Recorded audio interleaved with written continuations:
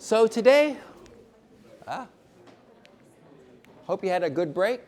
Today we're going to talk about the McKelvey paper. Now we've been talking about the technical side of the McKelvey paper, but today we're going to talk about the intuition and what we can learn from it. So just as housekeeping stuff, first of all, your assignment was due last night, and going over other people's stuff is due next Sunday. Hopefully that's useful. I think the useful part of this is the going over other people's stuff, more so than writing it yourself. So hopefully people engage with that. And if it's not useful, please come and tell me afterwards, right? So that we can not subject future people to this. If it's not helpful. But if it is helpful, that's all for the good, of course. Okay, so we have our McKelvey paper, and it's been a week, so everyone's forgotten it. So this is the paper. And we have his main conclusion is that, this is reworded, of course, that if there's no strong total median, it's going to be a while to get started. Any point on the policy space can be reached by a series of votes. Now that's not what he says. Like if you look at his theorem, that's not it. He talks about cycles, and just so that you can sort of connect that to this, remember way back when we were talking about the Condorcet paradox, we had our very first thing we did was that vote. And we had a situation that when you vote, you can have A better than B, which is better than C. And so you can sort of do this thing. We put A here, B, C. This is, well, let me keep it consistent. Always fun to keep it consistent. Going this way is better, but B is better than C. And then C is better than A.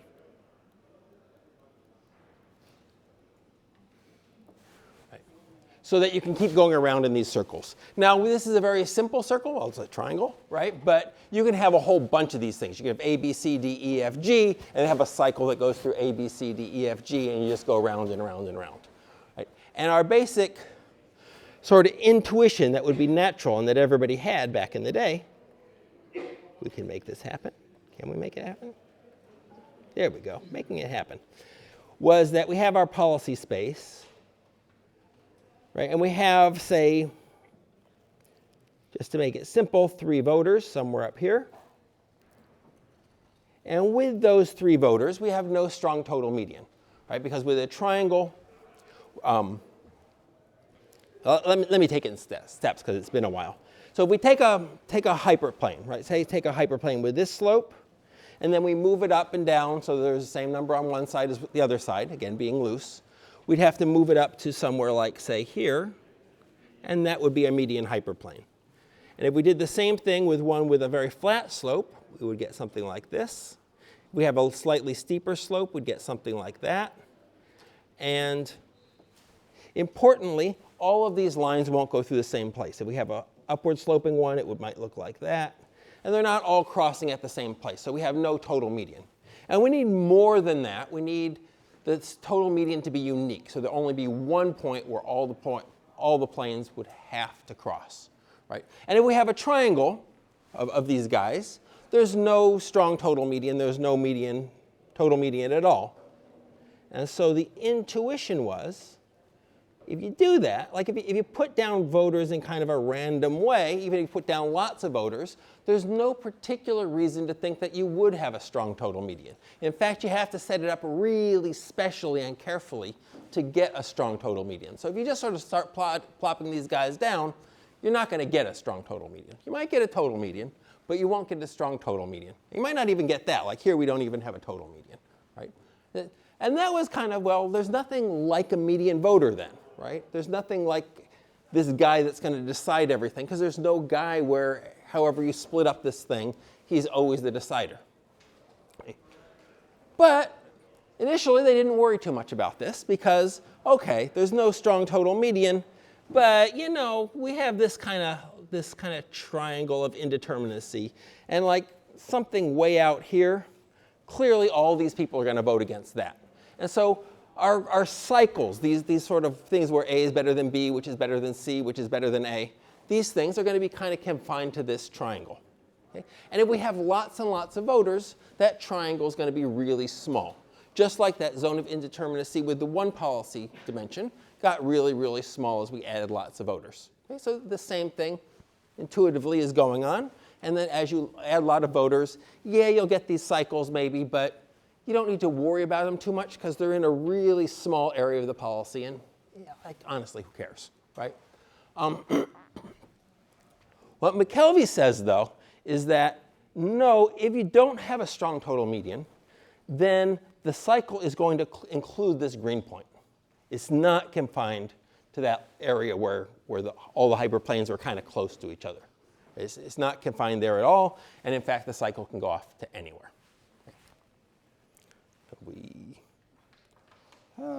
Tools of my trade. Okay. So we go back to his little statement. If there's no strong total median, any point on policy space can be reached by a series of votes, because if A is better than B, you can get people to vote for A. And if C is better than A, you can get people to vote for C. And if C is better than B, you can get people to vote for C. So you can go anywhere on that little circle. We can set things up just like we did with the Condorcet paradox. We could set things up so that the vote got us whatever we wanted on that cycle. And the same is going to be true here. So we could go to the green point if we wanted, whoever the we is. Okay. So McKelvey, bless his cold little heart, he gives us the intuition of this. And here's the intuition. Now, I have stared at this for hours of my life that I'll never get back, and I have no idea what the heck's going on in this graph.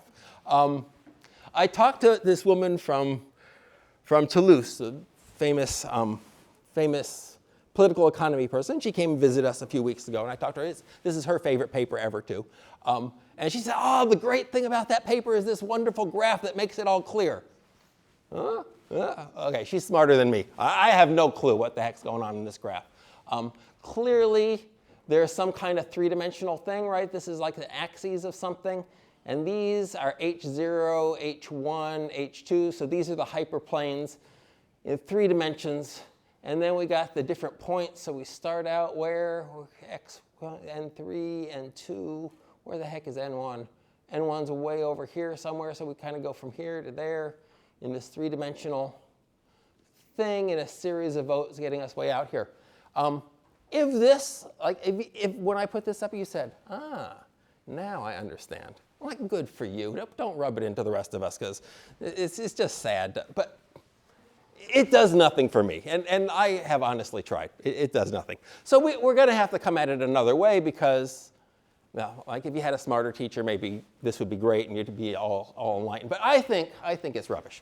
I think there is no reason to be doing it in 3 dimensions. We can do everything we need in 2 dimensions, where we can actually think in 2 dimensions so much easier. So we're not going to do this, because obviously I don't understand it, so why would we? So we are instead going to go back to the basics, which is, of course, the 3 little pigs. Now, you guys know the story of the 3 little pigs, right? You got the 3 little pigs. One has the house of straw and the house of sticks and the house of rocks and the huffing and the puffing and all this, right? You're with me on the huffing and puffing? Yeah, everyone's huffed and puffed. Got it. Great. So we're going to have a little allegory. And, well there's our guys, our Disney guys. One thing to notice about the Disney guys is that it's way darker than you remember. Like, the old Disney stuff, very dark, very dark. So here we're going to have our story about the 3 little pigs. And I'm going to make a little story, and we're supposed to learn something from this. And my little story is that after the story, you know, they all settled down and they all got houses and all is great. Now they're a voting population. And we've got 2 policy dimensions that these guys are voting on. There's 3 guys in green, obviously. And we got 2 policy dimensions that matter to these guys. One thing that matters to these guys a lot is building standards.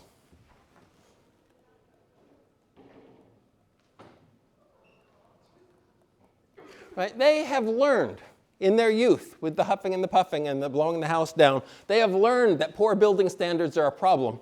And they think that as a society, we should enforce the building codes, and we shouldn't have houses made of mica out in Galway and all of that. We should have proper houses that are strong and tough and made of bricks. There shouldn't be no allowing sticks to be used to build your house or anything like that. They're in favor of strong building standards. So here, if we go up, we have stronger building standards where we make sure that the buildings are really well constructed. And lower, you can build cheaper houses, which is nice. You can house more people, but your buildings might fall down and obviously be susceptible to wolf. And so they have opinions on this, our three guys. Okay? And the other thing that this society has to decide on is industrialized agriculture.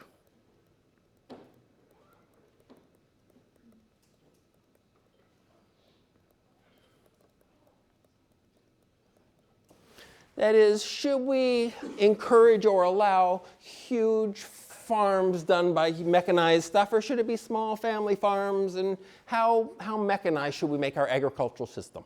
Right? The nice thing about a mechanized agricultural system is you produce a lot more food, and that's lovely. The bad thing about having an industrialized agricultural system, from our pigs' point of view, is that you don't have any truffles anymore. And the pigs like the truffles, and so if you go for industrialized agriculture, no truffles, very sad. So you have your trade-off there, right?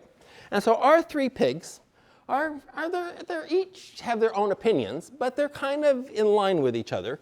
And we got our three guys are up in here. They all want pretty strong houses. They all want no industrialized agriculture, because obviously the truffles, but they vary a little bit. Well, occasionally coming in with a hoe isn't so bad, and as long as they're careful about the trees and stuff. And a little bit of industrialization is good. We get more food, that's nice. And some of them are like, we really need safe houses because I was in a straw house and it was terrible. And the other guys say, yeah, you were fine though in the end. And there's a bit of variation on there, but basically they're all in agreement that houses should be safe and we shouldn't have industrialized agriculture, right?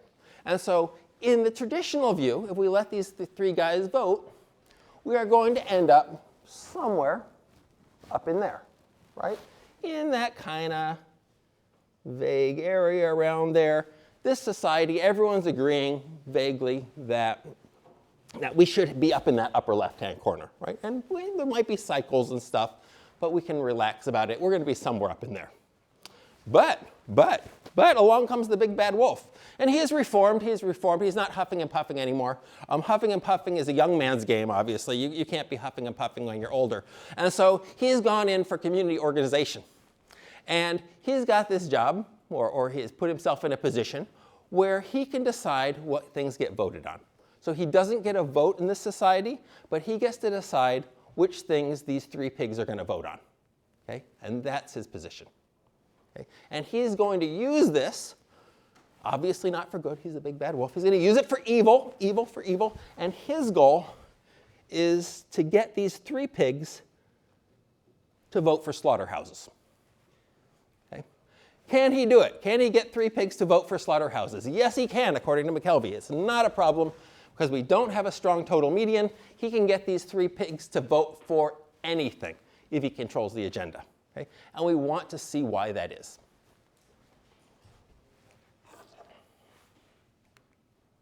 Here they are. Oh, why is that still writing on there? Okay. So there's our three pigs. We're going to call them A, B, and C. And this green thing is going to be our starting point.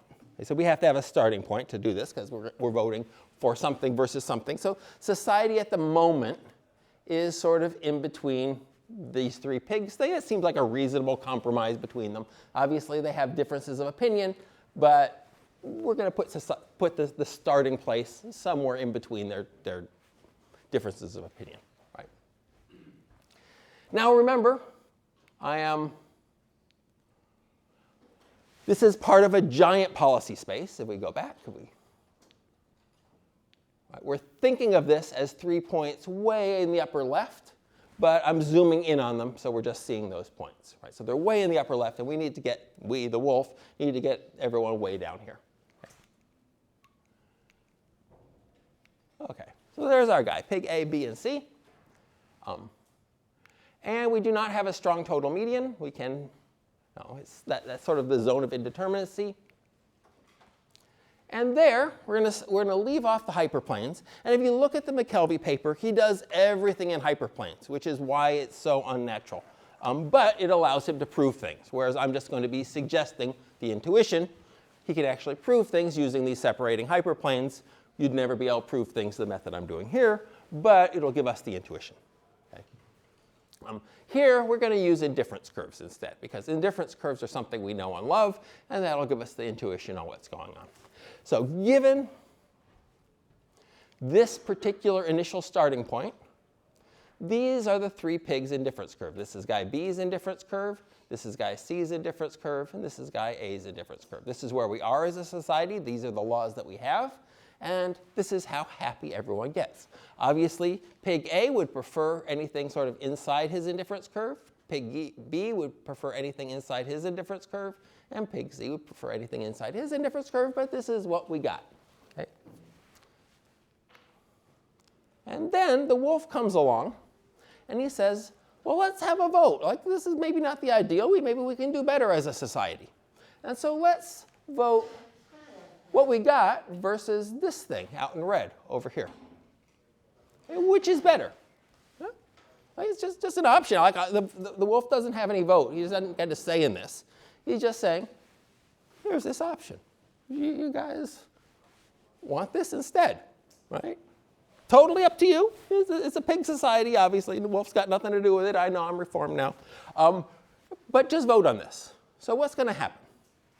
Well, for pig B, this is clearly worse, right? It's outside his indifference curve. So he's going to vote against this proposal. It's a stupid proposal. It's got not nearly enough industrialization of agriculture. We're going to starve in the winter. Like, let's not risk it. Well, maybe we'll be a little hungry. It's not such a dramatic change. And these guys, B and C, say, well, actually, it's a little better, right? It's a little better. It's actually, we had too much industrialization of agriculture before, now we're having less, and that's good. So guys B and C say, yeah, this is a bit better. So A and C, they vote for this thing. And so this society will choose this new thing over this old thing. Well, fair enough. Like, fair enough. Like, that's just what society wants, right? Why not? Why not go with this? It's democracy, after all. Right? And this guy is saying, but man, I saved you. I saved you from the wolf, and now you're voting against it. It's bygones, man. Bygones, man. Let it go. Let it go. We're living in a new world here. Okay, so they vote for this thing. And then we've got this thing. This thing is our new world order. And then the wolf comes along and says, well, can we do anything better? Okay. Well, can we do anything better? Well, let's just try this dot over here. And let's compare. This is bygones. We can forget about that. It's just on the graph, right? Bygones. But let's vote for this versus that, which is better. Okay, well, guy B says, yeah, that's a little better. I'll vote for it. Guy C says, well, it's inside my indifference curve. Yeah, that's a little better. I'll vote for it. And guy A says, that's horrible. That's a terrible decision. Let's not do that. But it's one vote, right? And so this one is going to pass as well. Okay? And so we've moved from here to here to here. And then the wolf comes along and says, okay, great, you've decided on this.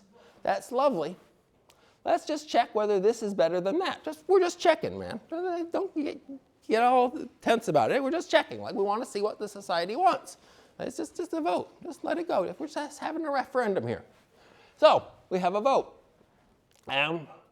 This one versus that one.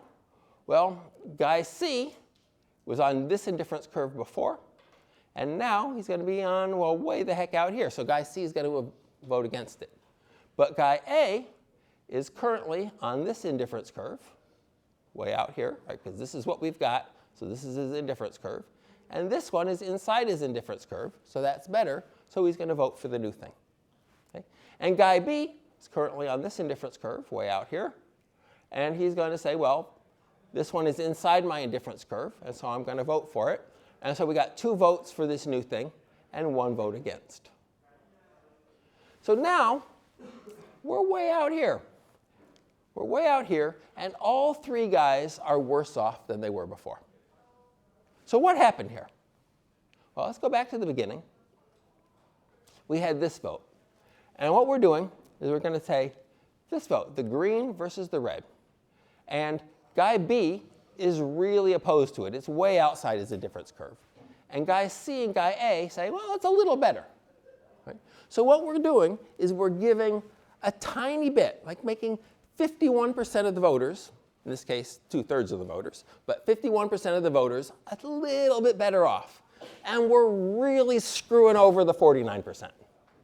So we're hurting guy B a lot to get just a little bit of benefit for guys A and C. Right? And this is because this voting system has no way to register how much you care. It's just which one is better, which one is worse. You don't get to say, yeah, it's not a big deal, but yeah, I'd like that. Or, oh, please God, not that. That's going to destroy my life. That's not an option. It's just yes or no, right? Which one do you like? And so we're really screwing over guy B, and then we're helping out these guys just a tiny bit, but so they vote for it. Right? And then in the next one, we have these new indifference curves because we're starting from the red point, so that's where we're starting from. And we're going to really screw over guy A. Right? We're way outside of his indifference curve. His indifference curve is this one.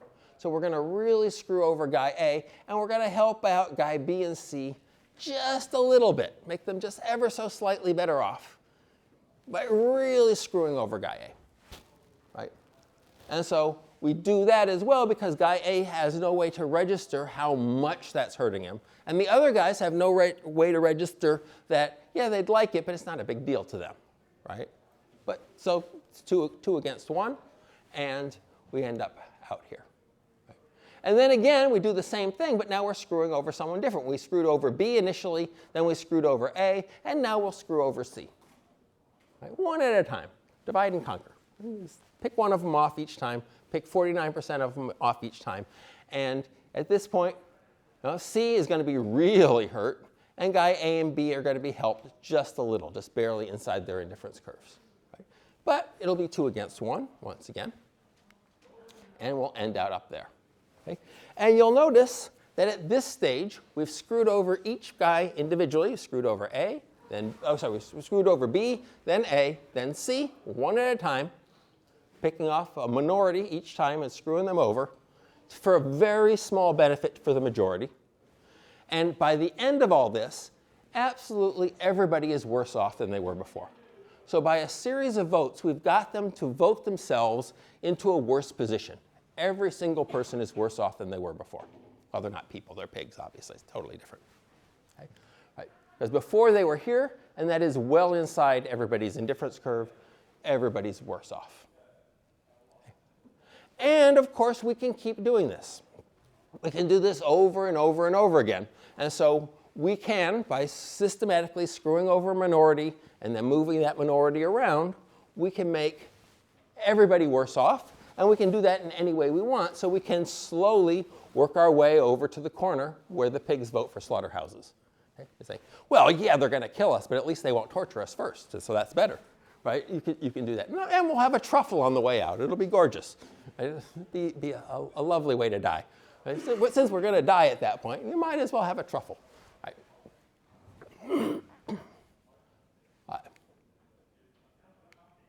That's all I got there. So what does this mean? So first of all, there's absolutely no reason to think that we have a strong total median. Right? If we did happen to have a strong total median, and any one person change, or certain one people change their preferences even a little bit, like people at the strong total median change their preferences even a little bit, we wouldn't have one anymore. It's very fragile. And so we can't be thinking that any real society has a strong total median. Right? Now, that probably that zone of indeterminacy is really small. But if we have any zone of indeterminacy at all, we can reach anywhere by a series of votes, by screwing over the minority, over and over and over again, and giving small benefits to the majority. You can get anything to happen that you want. Now, back in the day, this was a very interesting, like back in '76, this was a very interesting theoretical contribution. Everyone thought, this is so cool. And it was a well-known thing by everyone who knew it well. They knew it well. But by and large, it didn't really matter because that was '76. But things have changed in the world since 1976. And now it's not just a theoretical contribution, but in my opinion, it's a practical application. And you don't have to agree with my opinion, but now it becomes a practical issue, I think. Because what do you need to make this work? Well, you need there not to be a strong total median. There's no reason to ever think that there was one. So that's fine. That was the same in 76 as it is now, 50 years later. But you also need a couple other things. This wolf needs to know people's preferences, right? The way he could pick out these points to like just make you a little bit happier but really screw over someone else is because he knew where people were. He knew what their preferences were. And back in the day, you had some vague feeling of what the electorate wanted, but nowadays polling is so much better, and they're snooping on us on our phones, right? And they know a lot about us. Right? The big data guys, they know way more about us probably than we do ourselves. And so they don't know everything about us, but it's certainly going that way. Right? And it's not far off when you can think like a couple of guys really could figure out exactly how people are going to vote on various things. Now real life has randomness in it, and things come up between when you propose the vote and don't propose the vote. But their ability to know how people will vote is so much higher now than it was in the past. So this knowing where the voters are is getting more and more plausible, right? And the other thing you need is you need somebody that's in control of the agenda, right? You need the big bad wolf who has a goal to get us to some corner. Now, your personal opinion on billionaires and the power they have to control the agenda that we see is yours and yours alone, but it seems like, at least to me, that there are some people who have much more control over the agenda than others. And to me, at least, it seems like that's getting more so. Now, you can disagree. But to the extent that people are able to control the agenda, and to the extent that they are able to know how we are going to vote and adjust the things we're voting on accordingly, to the extent those things are true, they can make us vote for anything. And that's what the McKelvey paper is saying. Okay? Now, we have some defenses against that. First of all, those things may not be true. Right? There may be competing billionaires, and so they might be fighting over the agenda as well. It might just not be one guy. Right? And we might see it coming. Right? We might see that, okay, this first vote, if we go back to this very first vote, this one here, you can say, like guy A could say, yeah, I'm a little bit better with the red thing. But first of all, I see you screwing over guy B, and that doesn't feel right to me. Right? You're really hurting, and I'm getting very small benefit. So if guy A saw that and just said, that's not right, that's my brother, man, then this wouldn't work. Or if he didn't really care for B because, B's a bit of a dick, just saying. But if he didn't care for B that much, but he saw what the wolf was doing and said, you're leading us down a garden path where we're going to end up voting for slaughterhouses. Maybe let's nip that in the bud now. It's just a small thing that I'm losing at this stage. Right? If he's more sophisticated about the voting and sees the manipulation that's going on, he can stop it as well, right? Just by saying it's not worth it for that tiny benefit to get this thing. Okay? But that's the McKelvey paper. Questions about that?